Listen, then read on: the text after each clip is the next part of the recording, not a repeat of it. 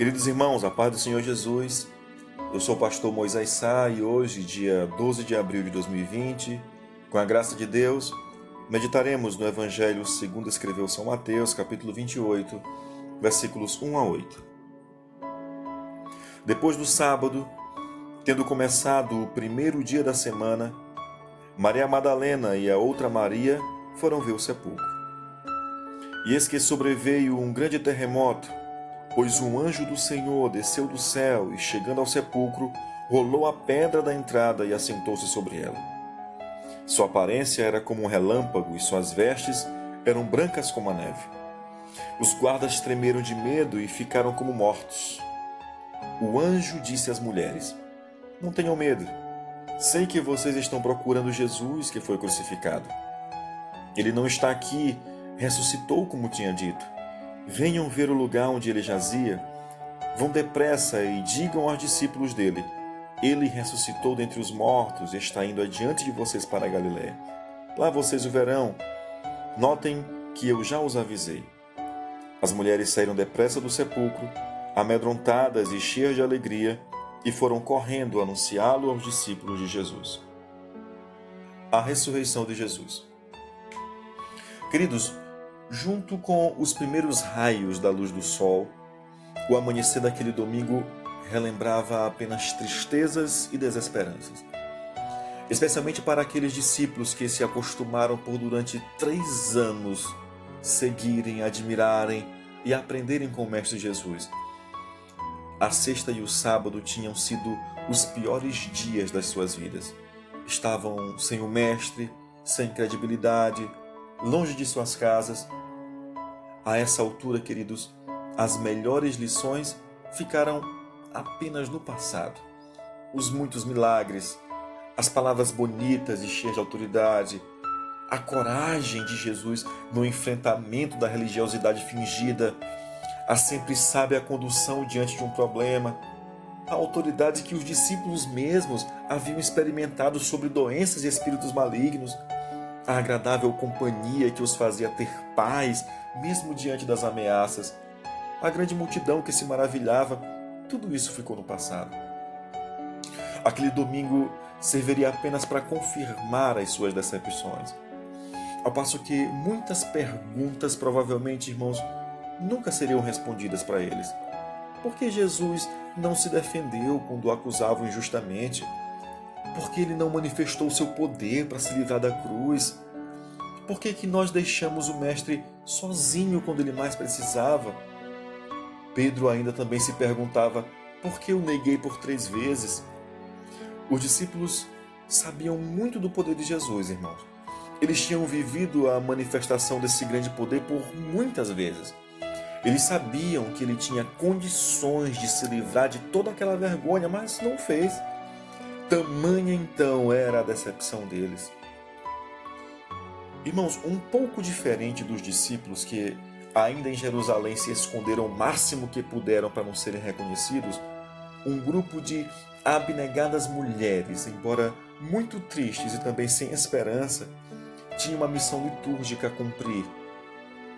Como pela chegada do sábado de descanso elas não puderam tratar adequadamente do corpo de Jesus ainda na sexta, o amanhecer do domingo então seria o momento em que deveriam ir ao sepulcro cuidar do corpo do Mestre. Como mulheres, elas tinham algumas preocupações.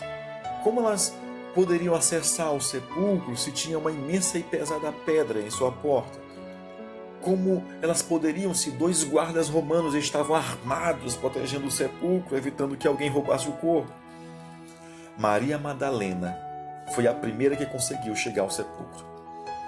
Ainda antes mesmo de clarear totalmente o dia, ela se destaca de suas outras companheiras. Ela, que amava muito o Senhor Jesus, possivelmente queria ser a primeira para chorar um pouco mais antes que as demais chegassem. Mas, irmãos, para surpresa e grande medo de Maria Madalena, os soldados não estavam lá. A porta do jardim estava aberta, a porta do sepulcro removida. Apenas os lençóis onde deveria estar o corpo do Mestre estava lá. Ela, atônita e sem ter o que pensar e sem qualquer reação, tentando ainda organizar as ideias, Ela põe no chão os vasos que havia trazido com os óleos e as especiarias. A outra Maria, Salomé, Joana, que eram as suas companheiras, chegam também e têm igual reação. Igualmente atônitas, elas não sabem o que dizer, não sabem o que fazer, não sabem o que pensar. 2 anjos com aparência de homens lhes aparecem e lhes dizem: não tenham medo.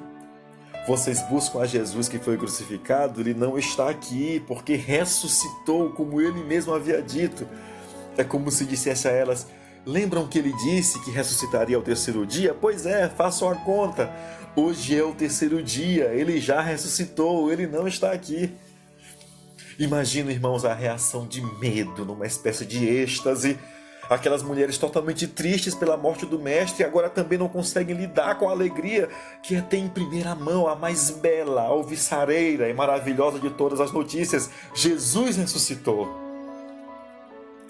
Mas, irmãos, onde ele está? Nós queremos vê-lo, queremos tocar nele, conversar com ele, olhar nos seus olhos, ouvir os seus ensinos mais uma vez. Onde ele está? Os anjos então continuam dizendo a elas: vão para a Galileia, vocês o verão lá. Digo aos discípulos para fazerem assim também, vocês o verão. O evangelista João, irmãos, diz que após as mulheres terem contado aos discípulos e estes virem testemunhar que o túmulo estava vazio, Maria Madalena continuou chorando, sozinha, aos pés do sepulcro, se perguntando: mas se ele ressuscitou, por que não está aqui? Por que não apareceu ainda para nós? Talvez se lembrando até dos muitos pecados que ela tinha cometido antes, até mesmo não se julgando digna de ver o Mestre ressuscitado. O jardineiro tenta consolá-la, ao passo que ela se volta para ele e pergunta com muitas lágrimas se ele sabia onde estava o Mestre. Ele se vira para ela e diz com uma voz doce e amável: Maria! De repente o seu soluço é interrompido, o seu choro silencia, as suas lágrimas cessam e ela exclama: Mestre, meu amado Senhor! O Senhor Jesus atendeu às suas lágrimas, curou a sua tristeza, renovou a sua esperança. Ela saiu correndo, mas dessa vez alegremente, e dizia aos discípulos: eu vi o Senhor, ele falou comigo, ele está vivo. Certamente repetiu isso por milhares de vezes, dizendo que tinha visto e ouvido do próprio Jesus ressuscitado. Irmãos, o que as mulheres e os discípulos acabaram de saber na primeira hora da manhã do domingo, os soldados romanos que guardavam o túmulo haviam visto isso ainda na noite escura.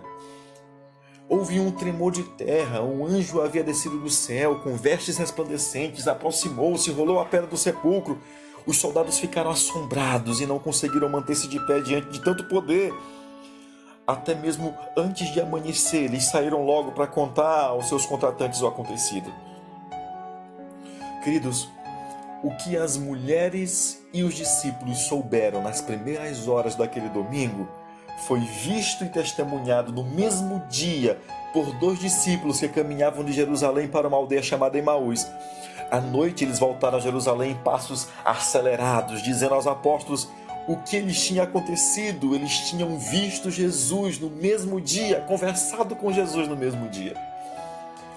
O que as mulheres, irmãos, e os discípulos souberam nas primeiras horas daquele domingo também foi confirmado pelos discípulos quando, reunidos às portas fechadas, o mestre lhe aparece e lhes diz: Pai seja convosco. Vocês não estão vendo fantasma, sou eu mesmo. Venham, toquem nas minhas mãos, vejam de perto, vejam os meus pés e mãos com as cicatrizes dos cravos. O que as mulheres e os discípulos souberam nas primeiras horas daquele domingo foi também visto por Tomé, quando, duvidando do testemunho dos seus colegas, o mestre lhes aparece e dessa vez não lhes mostra apenas pés e mãos, mas também a cicatriz da grande ferida que uma lança lhe tinha feito do seu lado. O mestre fala com os discípulos na Galileia, como havia prometido.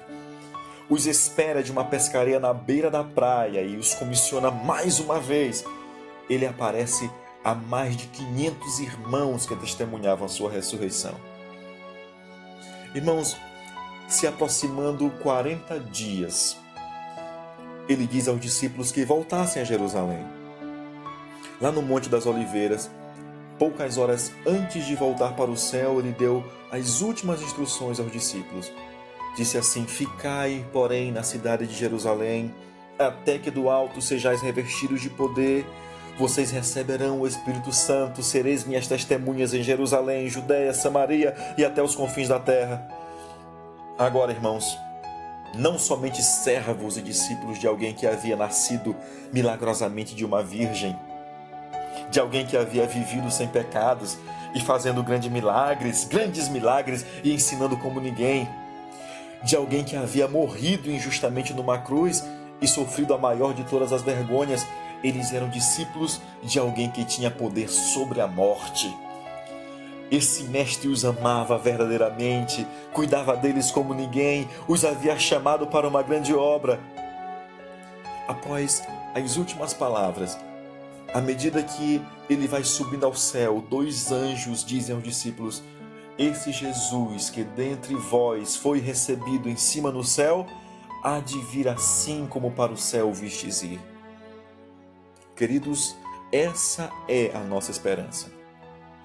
Nós recebemos o poder do Espírito Santo para vivermos e anunciarmos esse testemunho. Na certeza, irmãos, de que um dia o veremos face a face. Jesus está vivo, pois embora crucificado, ressuscitou ao 3º dia. Aleluia! Oremos, queridos. Senhor nosso Deus, a Ti somente seja dada toda a honra, glória e louvor. Bendito seja o Teu nome entre nós. Bendito seja o nome do ressurreto Jesus, o Teu Filho entre nós. Obrigado, Deus, pela certeza de que o Senhor Jesus vive e Ele está à destra do Pai, intercedendo por nós. Obrigado pela certeza de que um dia nos encontraremos e desfrutaremos da Sua glória. Te pedimos, Senhor, que o Teu Espírito me convença a cada dia, convença aquele e aquela que agora me escuta, que o sacrifício de Jesus na cruz era a única coisa possível de aplacar o juízo sobre o pecado que é em nós.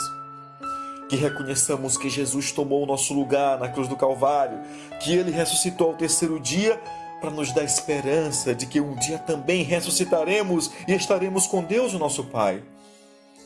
Que reconheçamos todos neste momento: Jesus Cristo é o meu Salvador e único Senhor. É em nome de Teu Filho Jesus que nós te pedimos isso. Amém.